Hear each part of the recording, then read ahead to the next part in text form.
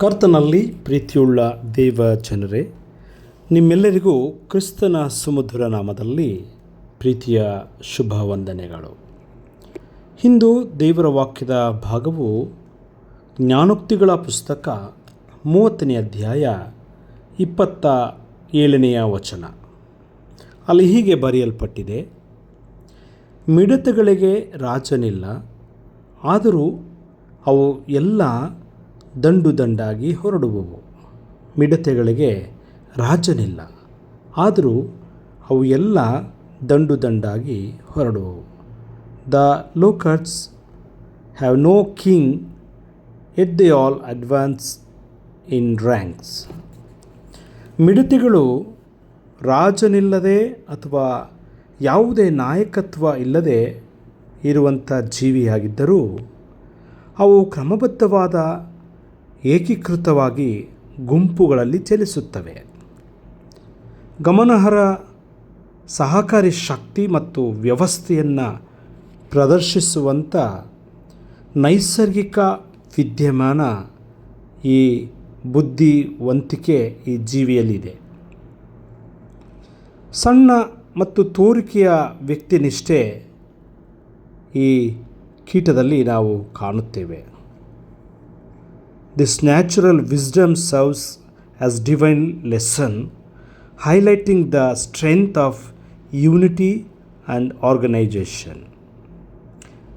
ಏಕತೆ ಮತ್ತು ಒಂದು ವ್ಯವಸ್ಥೆ ಈ ಇರುವೆಯ ಗುಣವಾಗಿದೆ. ಇಲ್ಲಿನ ಸಂದೇಶ ಸಾಮೂಹಿಕ ಕ್ರಿಯೆಯ ಪ್ರಬಲವಾದಂಥ ಶಕ್ತಿ ಇವುಗಳಲ್ಲಿ ಹೊರಹೊಮ್ಮುತ್ತದೆ.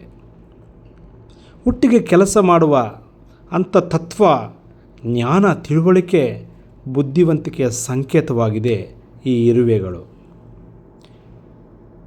ಮಿಡತೆಗಳ ಸ್ವಭಾವ ಏನೆಂದರೆ, ಮಿಡತೆಗಳಿಗೆ ಆಜ್ಞಾಪಿಸಲು ಅಥವಾ ಮಾರ್ಗದರ್ಶನ ನೀಡಲು ಯಾವುದೇ ರಾಜನಿಲ್ಲದಿದ್ದರೂ ದೈವಿಕ ಅದೃಶ್ಯ ಆಳ್ವಿಕೆಯಲ್ಲಿ ಇನ್ವಿಸಿಬಲ್ ಡಿವೈನ್ ಸಾವರಿನ್ ಎಂಬಂಥ ಆ ಒಂದು ದೈವಿಕ ಅದೃಶ್ಯದ ಶಕ್ತಿಯಿಂದ ಅವು ಮುಂದೆ ಸಾಗುತ್ತದೆ. ಮತ್ತೊಂದು ವಿಷಯ, ಸಹಜವಾದ ಸಂಘಟನೆ ಈ ಇರುವೆಯ ಬದುಕಿನಲ್ಲಿ ನಾವು ನೋಡುತ್ತೇವೆ. ಮಾನವ ನಾಯಕತ್ವದ ಕೊರತೆ ಇದ್ದರೂ ಕೂಡ ಶ್ರೇಣಿಗಳಲ್ಲಿ ಮೆರವಣಿಗೆಯಾಗಿ ಹೊರಡುತ್ತವೆ. ಕಡೆದಾಗಿ ವಿನಾಶಕಾರಿ ಶಕ್ತಿ. ನೈಸರ್ಗಿಕ ಜೀವಿಯಾಗಿದ್ದರೂ ತಮ್ಮ ಹಾದಿಯಲ್ಲಿ ಸಸ್ಯಗಳನ್ನು ತಿಂದು ವ್ಯಾಪಕ ವಿನಾಶನವನ್ನು ಉಂಟು ಮಾಡುವ ಸಾಮರ್ಥ್ಯವನ್ನು ಈ ಇರುವೆಗಳು ಹೊಂದಿದೆ. ಕಡೆಯದಾಗಿ ಏಕತೆ, ಹಿಂಡಾಗಿ ಬರುವ ಸಾಮೂಹಿಕ ಪ್ರಯತ್ನ, ಹೀಗೆ ದೊಡ್ಡದಾಗಿ ಸಾಧಿಸಬಹುದು ಎಂಬ ಪ್ರಬಲವಾದಂಥ ಉದಾಹರಣೆ ಈ ಇರುವೆಗಳಲ್ಲಿ ನಾವು ನೋಡುತ್ತೇವೆ. ಪ್ರೀತಿಯುಳ್ಳ ದೇವ ಜನರೇ, ಈ ಮಿಡತೆಗಳನ್ನು ನಾವು ನೋಡುವಾಗ ನಾವು ಕಲಿಯುವಂಥ ಸಂದೇಶವೇನೆಂದರೆ, ಮಾನವ ತನ್ನ ಎಲ್ಲ ವ್ಯವಸ್ಥೆಗಳಿಗಿಂತ ದೈವಿಕ ವ್ಯವಸ್ಥೆಗೆ ಹೋಗೊಡಬೇಕು.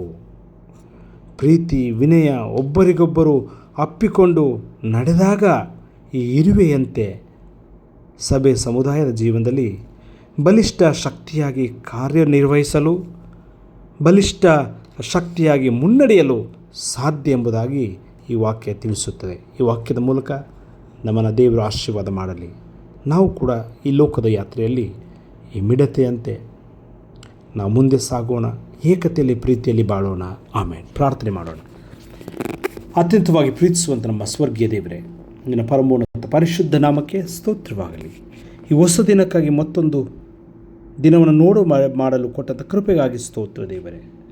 ಸ್ವಾಮಿ, ಈ ದಿನವೆಲ್ಲ ನೀನು ನಮ್ಮ ಸಂಗಡಿಗನೂ ಜೊತೆಗಾರನೂ ನಮಗೆ ಬೆಂಬಲವೂ ಆಗಿದ್ದುಕೊಂಡು ಕಾಪಾಡು ಸ್ವಾಮಿ. ವಿಶೇಷವಾಗಿ ದೇವರೇ, ಈ ದಿನದ ಪ್ರತಿ ಕ್ಷಣವೂ ನಿನ್ನನ್ನು ನಾವು ಆತುಕೊಂಡು ಜೀವಿಸಲು ಕೃಪೆ ಕೊಡು ಕರ್ತನೆ. ನಿನ್ನನ್ನು ನಾವು ಮರೆಯದೆ ನಿನ್ನ ದೈವಿಕ ಶಕ್ತಿಯನ್ನು ಆ ಮಿಡತೆಗಳು ಹೇಗೆ ಹೊಂದಿಕೊಂಡು ಬಾಳುತ್ತವೆಯೋ ಹಾಗೆ ಸ್ವಾಮಿ, ನಾವು ಕೂಡ ದೇವರ ಕಣ್ಣಿದ್ದರೂ ಅನೇಕ ವೇಳೆ ನಿನ್ನನ್ನು ನೋಡಲಿಲ್ಲ ಸ್ವಾಮಿ. ಜ್ಞಾನವಿದ್ದರೂ ನಿನ್ನನ್ನು ತಿಳಿದುಕೊಳ್ಳಲಿಲ್ಲ. ಆದರೆ ಮಿಡತೆಗಳು ಸ್ವಾಮಿ, ನಿನ್ನ ದೈವಿಕ ಶಕ್ತಿಗೆ ಅನುಗುಣವಾಗಿ ಈ ಲೋಕದಲ್ಲಿ ಬಾಳುವಂತೆ ನಾವು ಕೂಡ ನಿನ್ನ ದೈವಿಕ ಅನುಗುಣಕ್ಕೆ ತಕ್ಕಂತೆ ನಡೆಯಲು ನಮಗೆ ಶಕ್ತಿ ಕೊಡು. ಇಂದಿನೆಲ್ಲ ಜವಾಬ್ದಾರಿಗಳಲ್ಲಿ, ಕೆಲಸ ಕಾರ್ಯಗಳಲ್ಲಿ, ಪ್ರಯಾಣಗಳಲ್ಲಿ, ಕುಟುಂಬ ಜೀವನಗಳಲ್ಲಿ ನಿನ್ನ ಜೊತೆಗಿರು, ನಮ್ಮನ್ನು ನಡೆಸು. ಯೇಸು ಸ್ವಾಮಿ ಸಲ್ಲಿ ಪ್ರಾರ್ಥಿಸ್ತೇವೆ ನಮ್ಮ ದೇವ.